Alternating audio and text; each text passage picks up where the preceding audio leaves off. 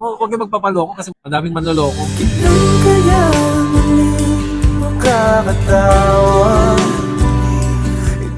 Offeran kayo na offer ng kung ano-ano, pero sir, legit.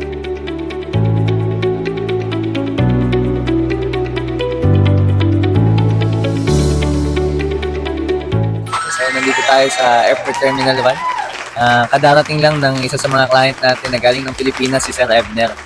Yun.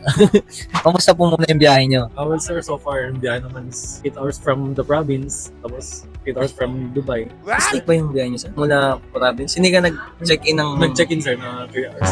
So, medyo hassle, pero pagdating mo ng Dubai, saya.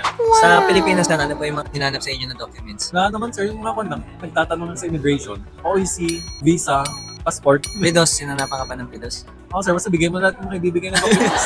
Tapos, hanapin naman mo. Tapos, Nandun naman lahat, no? Oo. Inabot mo lang lahat. Sige. Dito, sir, anong hinanap sa inyo dito? Wala naman, sir. Tinanong lang kung nasa akin yung visa. I have it in my phone, sabi. Tapos chinek pa, hindi na. Hindi naman. Passport lang. Passport lang.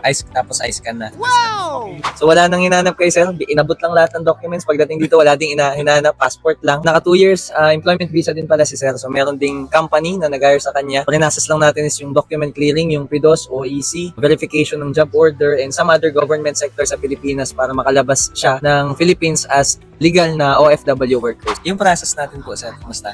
Yung process, well, mag-expect ka, 6 weeks. Si sir, legit eh. Siya yung unang nakita namin sa online. Sulit na sulit yung one sa kanya. Huwag yung magpapaloko kasi madaming manloloko. Offeran kayo na offer ng kung ano-ano. Pero si sir, legit. Susulit yung Binayad nyo. pinayad na babayadan nyo. Ayun, so thank you so much, sir, and God bless you po.